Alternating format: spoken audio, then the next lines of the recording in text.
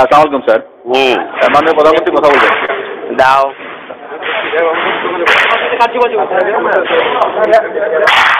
Hello hello, হ্যাঁ, কি অবস্থা? মাননীয় প্রধানমন্ত্রী, আসসালামু আলাইকুম।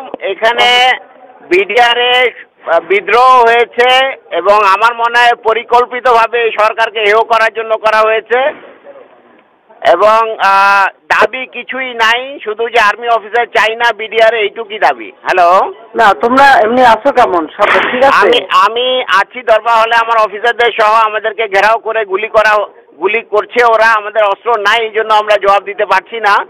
তো আমরা আছি দৃঢ় অবস্থায়, আমরা কথা বলার চেষ্টা করছি, আমরা বলার চেষ্টা করছি যে দাবি মানা হবে, তোমরা ফায়ারিং বন্ধ করো। তবে অনেক অস্ত্র হাতে নিয়েছে, অনেক গুলি চালাচ্ছে এবং যদি আপনি মানে সেনাবাহিনী র্যাবকে অলরেডি র্যাব মুভ করছে, সেনাবাহিনীও মুভ করবে।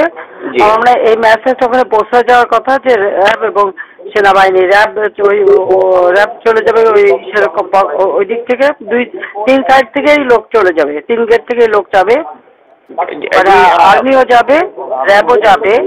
জি আপা, এটা যাবে। তোমরা একটা কাজ করাতে পারো যে কোনো রকম ছবিগুলি যারা করাচ্ছে তাদের ছবিগুলি তোলা।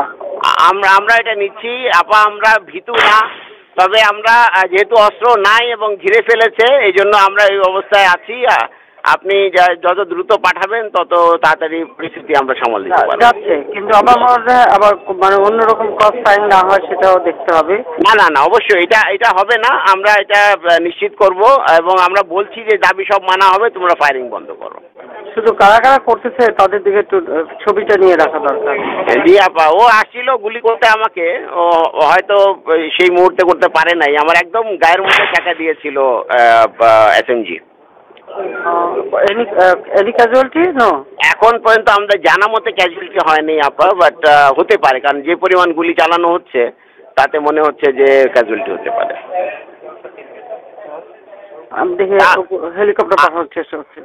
আর আমরা সাহস হারাচ্ছি না, আপনি দোয়া করবেন। জি, আমি ট্রুপ যাচ্ছে এবং হেলিকপ্টার পাঠাচ্ছি। ধন্যবাদ, ধন্যবাদ।